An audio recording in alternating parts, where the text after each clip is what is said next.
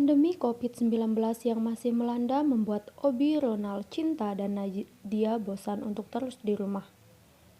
Mereka pun berencana untuk berkumpul di rumah Obi.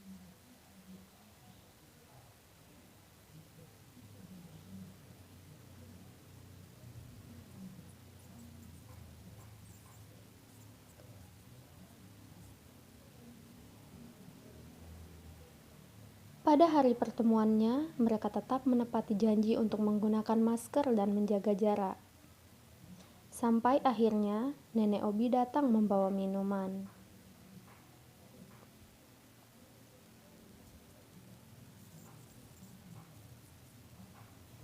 Mereka pun memutuskan untuk membuka masker. Obrolan semakin seru tanpa ada yang sadar untuk kembali memakainya.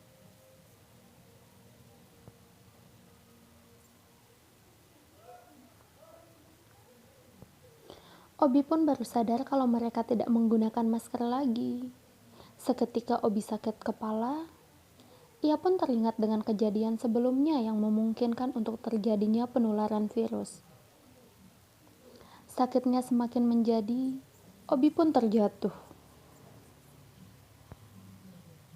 Saat membuka mata, seketika Obi bisa melihat banyak virus di sekitar mereka. Benar saja, mereka semua sudah terpapar COVID-19 dari Ronald, salah satu penderita tanpa gejala.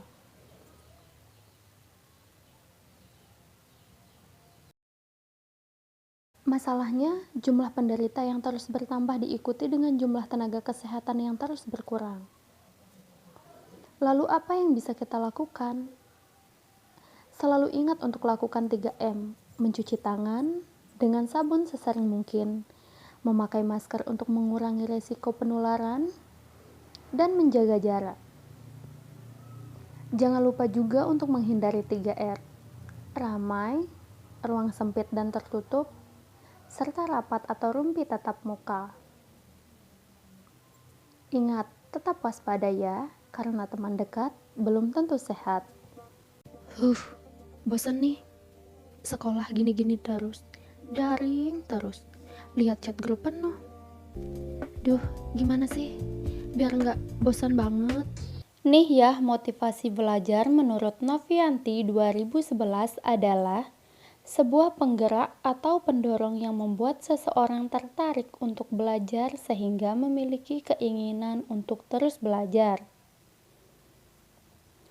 Faktor-faktor yang dapat mempengaruhi motivasi belajar menurut Max Darsono diantaranya cita-cita atau aspirasi, kemampuan dalam aspek fisikis, kondisi, lingkungan, elemen dinamik dalam pembelajaran, situasi kondisi belajar, serta cara dosen mengajar. Dalam proses pembelajaran online, guru merupakan faktor dominan dalam penentuan kualitas pembelajaran. 1. Meningkatkan kualitas guru untuk meningkatkan kualitas pembelajaran. Yang kedua, memilih metode pembelajaran yang tepat. Guru dituntut untuk dapat memilih metode belajar yang tepat untuk mengajar. Metode belajar yang tepat akan meningkatkan motivasi dan minat belajar para pelajar sehingga terciptanya suasana belajar yang menyenangkan. Ketiga, memaksimalkan fasiliti pembelajaran.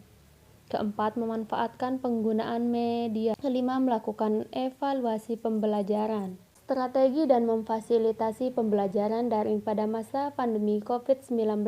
Ada dua pendekatan pembelajaran daring, yang pertama sinkronus dan yang kedua asinkronus. Sinkronus adalah interaksi pembelajaran antara guru dan siswa dilakukan pada waktu yang bersamaan menggunakan teknologi video conference atau chatting. Asinkronus, guru dapat menyiapkan materi lebih dulu dan interaksi pembelajaran dilakukan secara fleksibel dan tidak harus dalam waktu yang sama, misalkan menggunakan forum diskusi atau belajar mandiri, penugasan kepada siswa. Merancang pembelajaran daring dengan model kafe. Contents, buat dan unggah konten atau materi pembelajaran sedemikian rupa secara sistematis, logis, menarik dan menantang bagi siswa. Pilih tools atau aplikasi pembelajaran yang familiar, ringan, dan menarik bagi siswa. Activities, rancang dan kembangkan berbagai aktivitas belajar yang interaktif, menarik, dan menantang siswa. Pastikan terjadi aktivitas reflektif. Hal-hal umum yang dapat dilakukan dalam aktivitas online. Yang pertama, aktivitas reflektif, diskusi online, merangkum sebuah bab dan menulis argumen. Yang kedua, aktivitas produktif, membuat proyek kolaboratif. Fasilitas interaksi dengan aneka ragam interaksi antaranya. Pertama, siswa dengan konten, yang kedua siswa dengan guru, dan yang ketiga siswa dengan siswa. Evaluation, menggunakan berbagai jenis penilaian yang relevan, menggunakan banyak sumber data untuk mengevaluasi siswa, menggunakan self-assessment dan self-assessment. Aplikasi yang dapat digunakan dalam pembelajaran daring.